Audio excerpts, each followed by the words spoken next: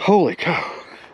I had no idea that we would be going up and up and up and up. I thought it was just a kind of a side trail, not this kind of terrain. But if you look at the map, I'll show you another image of that.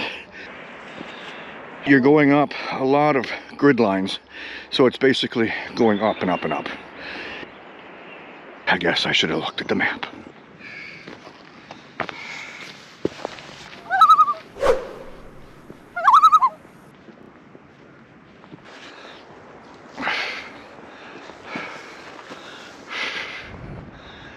That's one thing I've said before. When they put out these early caches, they didn't put them out in places that were lamp skirts or parking grabs. They put them in places that were a little harder to get to.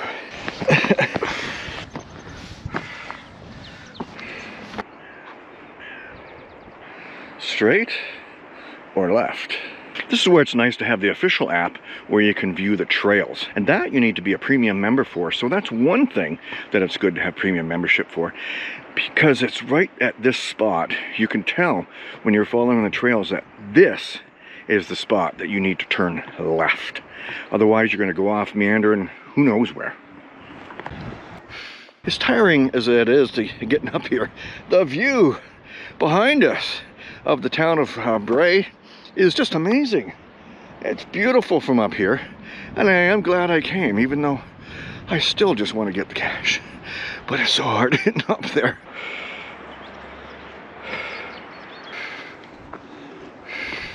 And now I know what's with all the yellow on the sides of the mountains here. You can see it every now and then. Just fields of yellow. And they're beautiful, but very prickly. There's thorns on the sides of these things. I don't know what this is. Some kind of cypress or something, but you don't want to be grabbing hold of that to catch your fall. Okay, right about now, I could use a lamp skirt. Seriously, an LPC cache would do me just fine. Right around that bush. Just beat around the bush. We'll find it.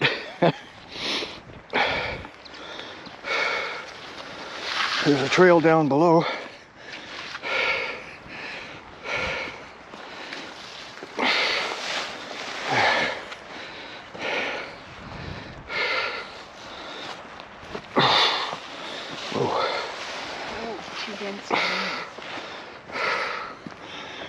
Okay, that's narrowing.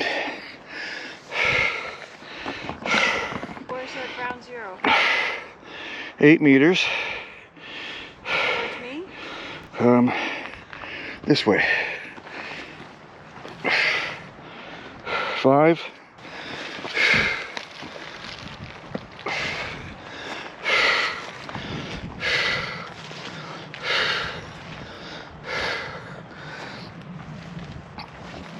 Down here somewhere.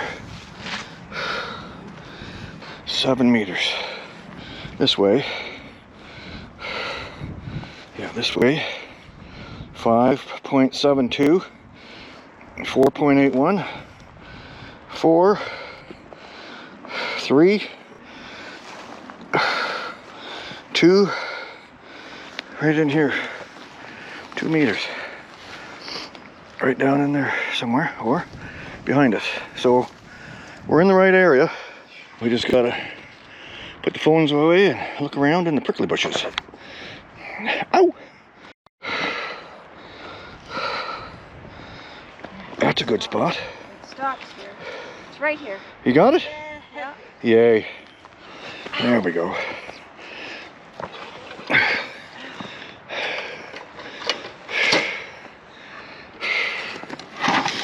Oh, Is it hooked in?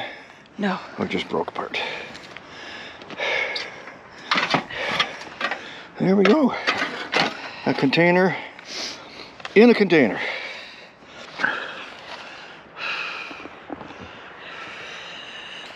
There you go. Woo! Upside down. There. We're in.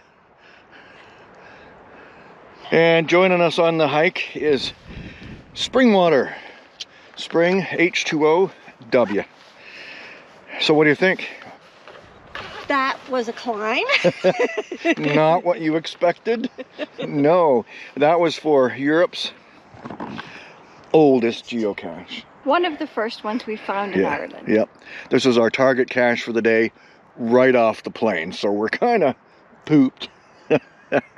But we got her, and it's awesome, and it's going to get a favorite point for sure. Something must be up. I'm wondering if something's up with geocaching. I find it interesting when you see people log a cache, and a very famous one. You don't know exactly what it's like to get there.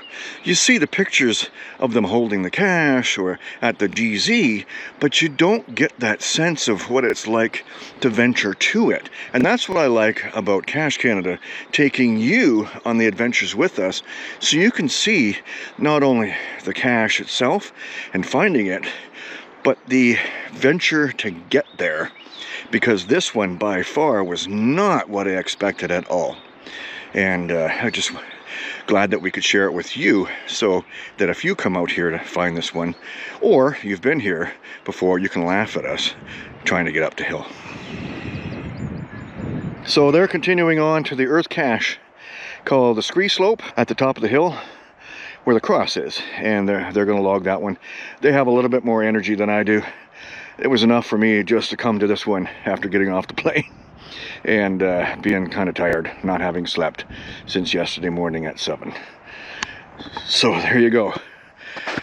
Oldest geocache in Europe, right here in Ireland, to start our adventures here in the Great Emerald Isle. Keep watching, there's more caches to be found.